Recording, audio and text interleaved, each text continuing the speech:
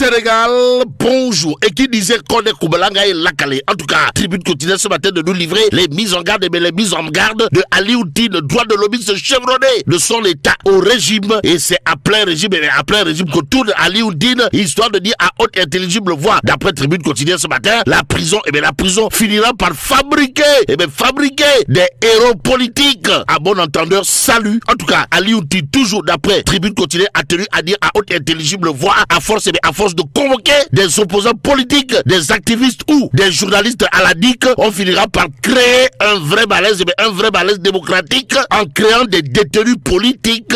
Aussi, il faut libérer Moustapha Diakhaté et le laisser s'exprimer sur la situation politique comme il le ressent en tant qu'opposant au régime. Voilà ce que dira également Ali Oudine, droit de l'hommiste reconnu et réputé de son état au plan international et mondial, dans Tribune quotidienne ce matin, le journal du groupe D-Média, en tout cas, au chapitre du délit d'offense au chef de l'État et diffusion de fausses nouvelles, de nous apprendre que Moustapha Diakhaté, surtout sa révère Fatma, en garde à vue, tandis que la liberté provisoire refusée catégoriquement à Abdou Nguer. On est où là? C'est l'interrogation qui s'imposerait. En tout cas, Thierno Alassane Sall alias TAS, toujours dans Tribune quotidienne, dénonce une traque politique et pointe les reniements de Pastef le patriote. Bon, Réumi quotidien, en tout cas, de révéler à sa une, Moustapha Diakhaté, le protocole de la République et les gougnafiés entre guillemets, avant de titrer les coulisses de son audition à la DIC, à la question de savoir si tout chemin serait parsemé de DIC.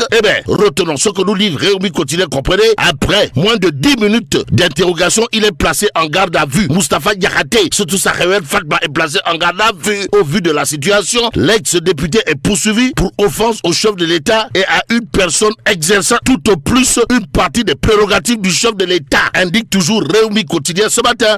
L'autre journal qui s'intéresse à cette actualité, c'est Vox Populi, à la une du journal piloté par Daouda Diarra. Mon confrère, on peut lire, auditionné hier à la DIC, Moustapha Diakhaté en garde à vue pour offense au chef de l'État. Et en l'État, l'homme, comprenez, Moustapha Diakhaté, surtout sa révérende Fatma, a refusé catégoriquement de répondre aux questions des enquêteurs comme il l'a annoncé. Informe toujours Vox Populi dans le journal. C'est Maître El Hadji Diouf alias Lénine, le grand Lénine, qui sans contour ni détour dira l'audition de Moustapha Diakhaté n'a pas duré 10 minutes. Il n'a répondu à aucune question. À la question de savoir mais Maître El Hadji Diouf, comprenez, Lénine n'a pas manqué de marteler. On nous a fait perdre énormément de temps pour lui poser la question de savoir pourquoi le terme gougnafié. En d'autres termes, le problème serait le terme gougnafié. Si on en croit cette fois Walf quotidien, à la une du quotidien du groupe Walfadji, il est écrit Moustapha Diakhaté en garde à vue pour offense au chef de l'État. Et en l'État, gougnafié,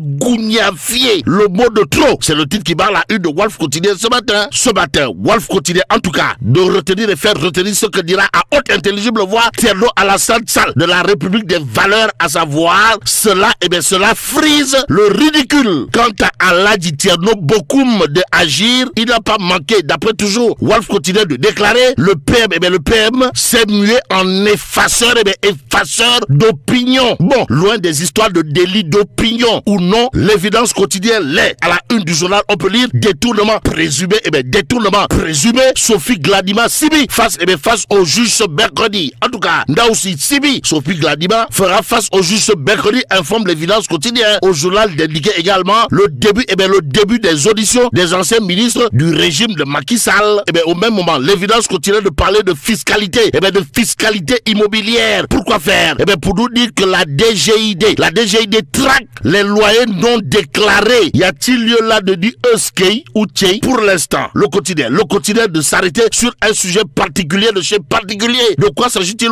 du différent avec Carlyle Aviation. Et là, Air Sénégal face à un orange. C'est le titre qui bat la une du quotidien, le quotidien ce matin. Le journal du groupe Avenue Communication de renseigner la compagnie contente d'immobiliser Raking Tak, Taf et Johnny. Ces 4 appareils au plus tard le 24 juin prochain. Aussi, plusieurs vols risquent d'être annulés. Informe le quotidien avant d'ajouter les comptes d'Air Sénégal saisis suite à une décision du juge du tribunal du commerce à la question de savoir si Air Sénégal est en passe de devenir une compagnie aérienne d'MCL. Pour l'instant, Libération de parler de délinquance, de délinquance fiscale présumée. Pourquoi faire? Pour nous renseigner Woodside, les dessous de l'arbitrage international. Actualité nationale avec l'info quotidien qui nous renseigne que le secteur de la santé est en ébullition. Vous le déconnez? Wallahi talaï. En tout cas, on se dirige vers de graves perturbations d'après l'info quotidien au journal. De retenir et faire retenir préavis, grève, plan d'action prévu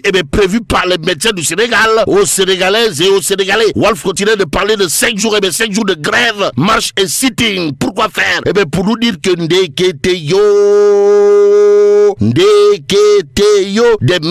des médecins paralysent la santé à côté du secteur de la santé apparemment plus malade que le malade qu'il est censé soigner. Pour reprendre Déthié Fall, Direct News parle du secteur de la justice. Nettoie. Waouh. En tout cas, le site juste reprend ses mouvements d'humeur tout en rappelant ses revendications clés. En attendant, restons avec Direct News. Pour terminer, le journal de nous informer qu'après les histoires de boulettes pour grossir les fesses, la danse macabre de la chirurgie esthétique. Bon, Direct News de s'intéresser au décès brutal de Ngone Ndiaye lors d'une intervention de chirurgie esthétique qui a provoqué une onde de choc sur les réseaux sociaux. Bon, Direct News de nous plonger dans un univers bizarre de chez bizarre, histoire d'indiquer après les boulettes pour faire grossir les fesses, la danse macabre de la chirurgie esthétique semble faire date. Et là, mais là, t'es dong, Allah.